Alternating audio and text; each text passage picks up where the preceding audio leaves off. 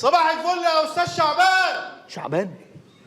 مساء الورد يا استاذ مونس. مونس ايه المعلم رشدان ده؟ معلش الراجل عنده الزهايمر، اتكلم معاه بالراحه ما تحسسوش انه بينسى. ها ماشي. انا اسمي ماضي يا استاذ مفلس. ماشي. ما تفهمه يا حاج شوال. الله يخليك. الحمد لله.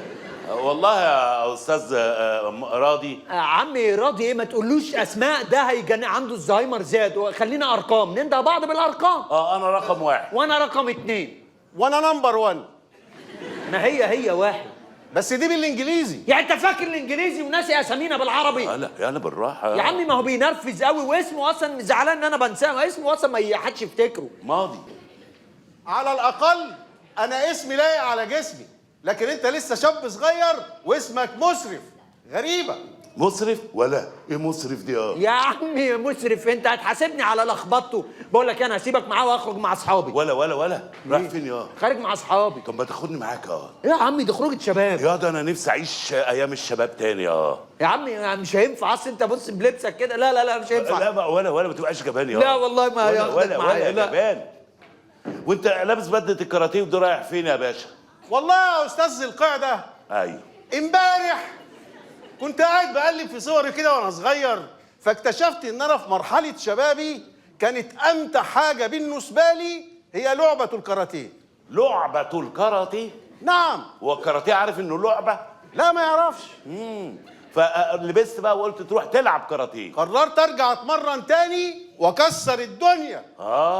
انت فعلا بتفكرني بايام زمان.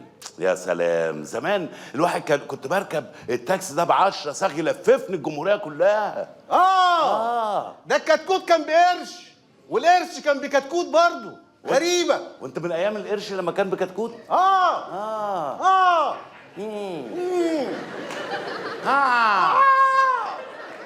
ايه تن. انت نسيت بجد ولا ايه؟ لا ما نسيتش.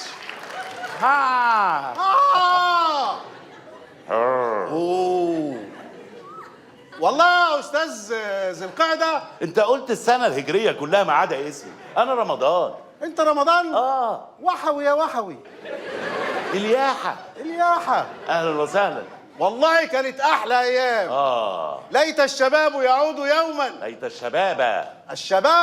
الشبابي. عارف يا حاج ذي الحجه؟ زمان وانا صغير ايوه اخرج كنت اقف على الترعه اصطاد عصافير. رايح فين؟ هيخش على الاوض. تعالى بس.